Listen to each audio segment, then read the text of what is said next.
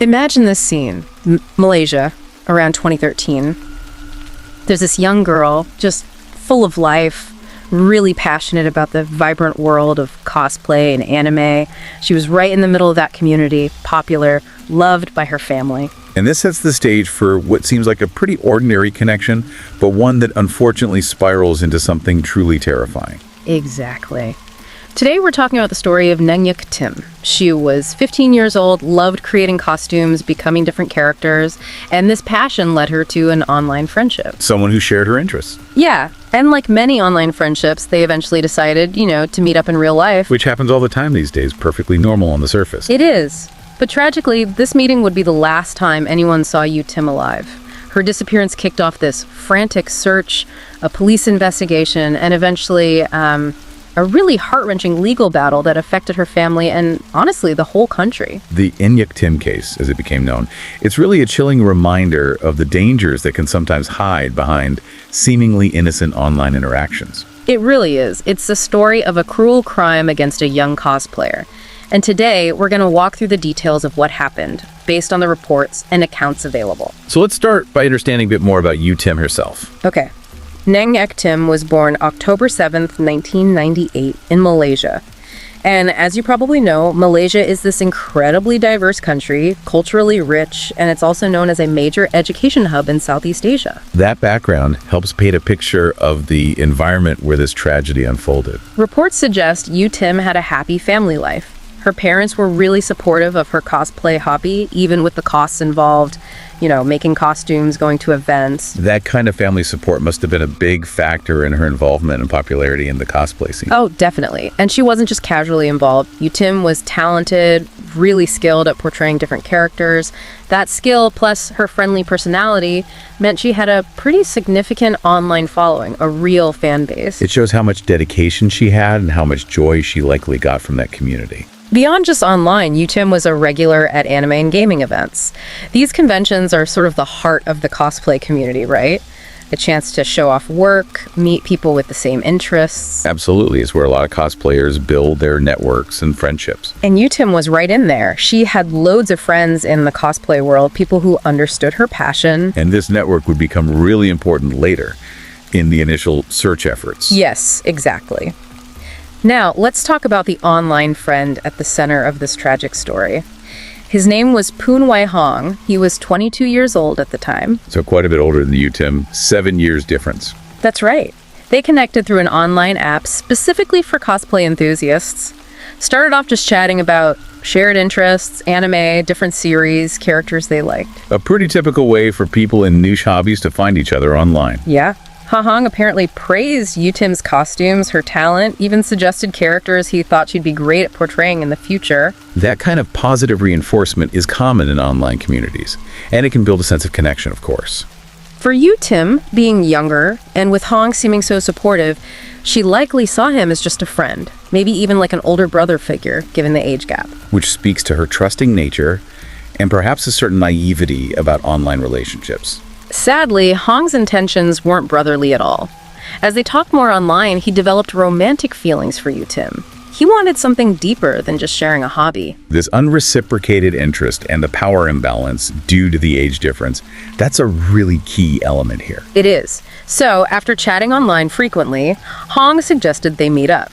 He proposed meeting at his house, supposedly to discuss her cosplay for an upcoming event. Framing it around their shared interest probably made it seem safer, more legitimate to Yu Tim. It seems that way. She agreed to meet him, trusting this person she really only knew online. The date they set was October 21st, 2013. This was just shortly after Yu Tim's 15th birthday. She'd literally just celebrated it with her family. That detail just makes it even more heartbreaking, highlighting her youth and the life she had ahead. On that day before she left, Yu Tim told her family she was going to meet a cosplay friend. But she didn't specify it was Poon Wai Hong. Which, considering her involvement in the cosplay scene, might not have seemed unusual behavior to her parents. Exactly. It was apparently seen as normal for her to meet up with friends before events to discuss plans, costumes, that sort of thing. When she got to Hong's house, Yu Tim even sent her parents a text message saying she'd arrived at her friend's place. A seemingly routine message that turned out to be the very last one her family would ever receive from her. Yeah. Yu Tim had said she'd be home before sunset. When evening came and she hadn't returned, wasn't answering her phone, her parents started to get really worried. That lack of contact would set off alarm bells for any parent. What worried them even more was her silence online. Usually, she'd post updates on social media when she met up with friends, especially cosplay friends.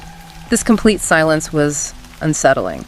Her digital footprint, or rather the lack of it, became a crucial sign that something was wrong. Her parents frantically started contacting her friends in the cosplay community, but nobody had seen her that day. Desperate, they turned to social media, posting on Facebook, asking for any information about where Tim might be. The community rallying quickly like that shows the strong bonds within the cosplay world. Definitely. And then came a critical discovery. On Tim's laptop, her parents found her social media accounts were still logged in. Checking her messages, they discovered extensive communication and the meeting arrangements with this Poon Hong, a name they'd never heard before. That discovery must have shifted their worry into sharp focus, giving them a concrete lead. Shocked, Tim's parents went directly to Hong's house. When they confronted him, Hong gave them his first version of events for that day. This initial interaction with Hong is obviously critical. He told them he had met Tim, they talked about cosplay, and then he'd driven her to a nearby train station. He claimed the last time he saw her, she was entering the station. He even acted concerned for her safety and suggested they report her missing. That seemingly helpful demeanor could have been quite misleading at first. It could have been. Anyway, scared, and perhaps partly believing Hong's story, Tim's parents did just that. They filed a missing person report with the police, marking the official start of the investigation. The police began by questioning Hong, who stuck to his story about dropping Tim at the train station. Meanwhile, Tim's friends and the wider cosplay community launched this huge social media campaign to find her, sharing her picture, raising awareness. The power of social media in missing person cases really can't be overstated. No, it can't. And initially, Hong even appeared to be cooperating with the search.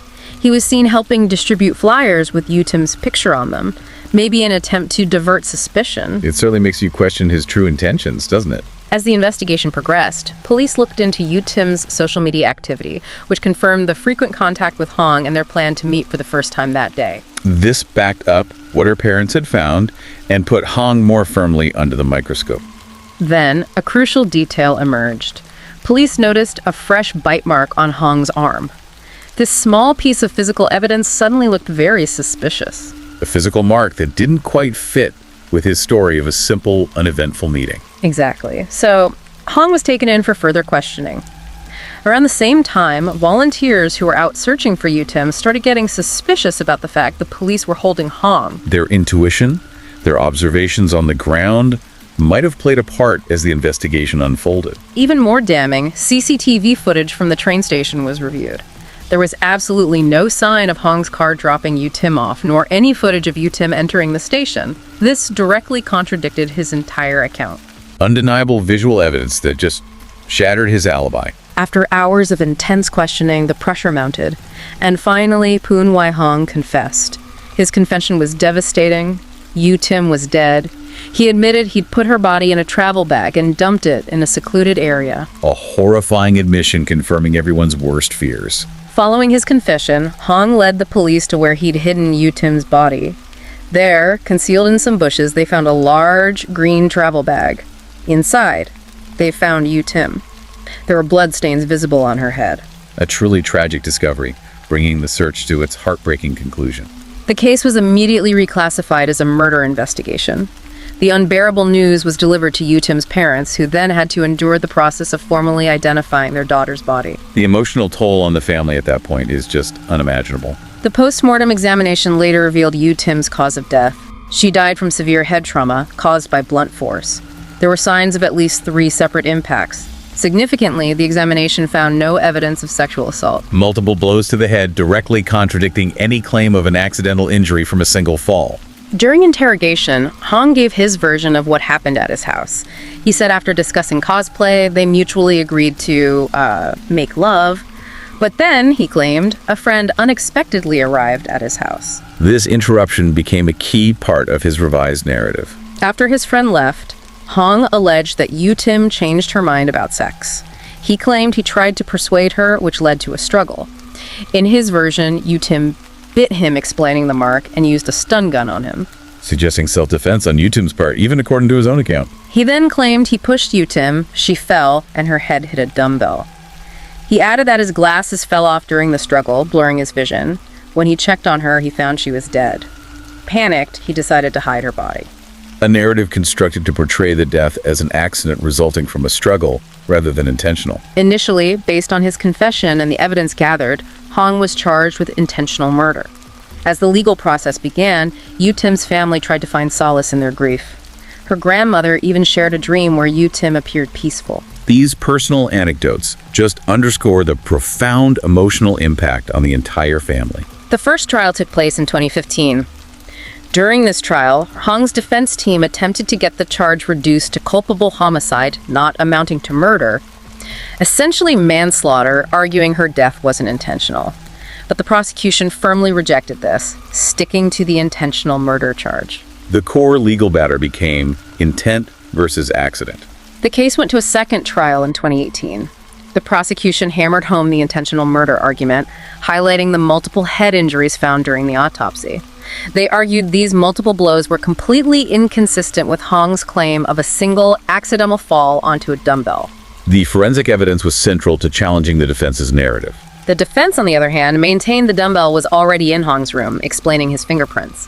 They also argued that his decision to hide the body wasn't proof of intent to murder, but rather a result of panic following an accidental death. Really focusing on framing Hong's actions post-incident as panic, not premeditation.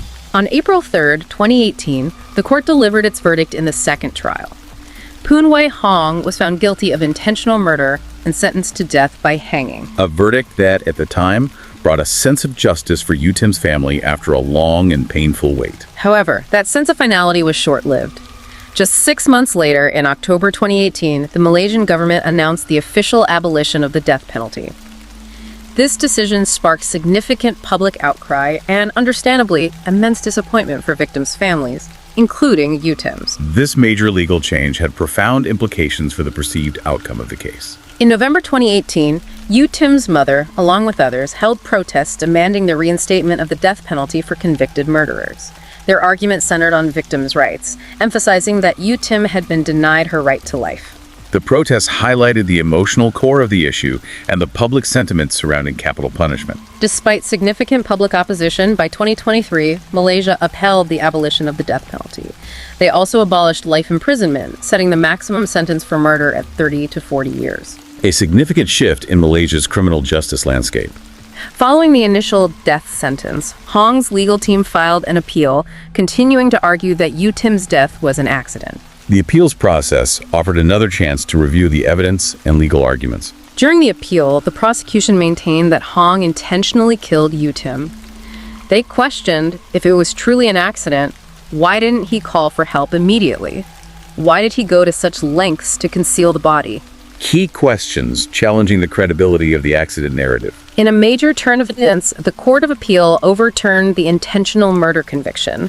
The court found it plausible that Hong might not have intended to kill Yutim. This was a huge blow to Yutim's family and a significant shift in the legal outcome. Instead, Hong was found guilty of culpable homicide not amounting to murder-manslaughter. Consequently, his sentence was drastically reduced to 22 years in prison.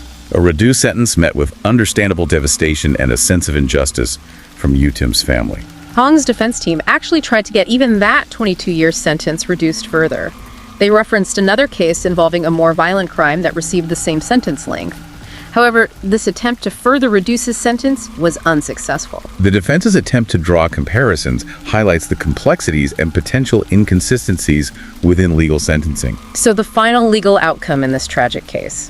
Poon Wei Hong is serving a 22-year prison sentence for culpable homicide. A conclusion that left Yutim's family feeling that true justice had not been served. The impact of Yutim's death went far beyond the courtroom. Her family was engulfed in profound grief, a wound that would never fully heal. The emotional strain of the tragedy was so immense that Yutim's parents eventually separated. The ripple effects of such violent crimes often fracture families irrevocably. Yutim's mother moved in with her sister for support. In a particularly poignant detail, her father moved to a neighborhood known for its cosplay and anime community. He sought a connection to his daughter's passion, perhaps trying to feel her presence in places she would have loved. It speaks volumes about a parent's enduring love and grief, trying to hold on to any connection to their lost child. This is just such a deeply disturbing story, and it serves as a stark lesson, doesn't it? About the potential dangers lurking in online interactions, even within communities built around shared, seemingly harmless interests. It absolutely underscores the need for caution and awareness in our digital lives. Trust is earned, not automatic. The tragedy of Yutim's short life and the sense of injustice her family feels about the final legal outcome, especially given the changes in Malaysian law regarding capital punishment, it's truly heartbreaking. It raises difficult questions about justice, punishment, and the balance between the rights of victims and perpetrators. There are no easy answers. We invite you to share your thoughts on this case. What stands out to you? What questions does it raise for you? It's important to engage with these difficult stories and learn what we can from them.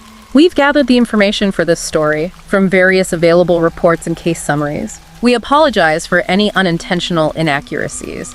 If you have corrections or additional information, please do let us know. Your feedback and clarifications are always welcome. Thank you for joining us for this difficult but important story. We really appreciate you taking the time to listen. Thanks for exploring this case with us. Please take care of yourselves and stay healthy. Until next time. If you found this story compelling, please consider liking, sharing, and subscribing to our channel, Horror Docs, for more content like this.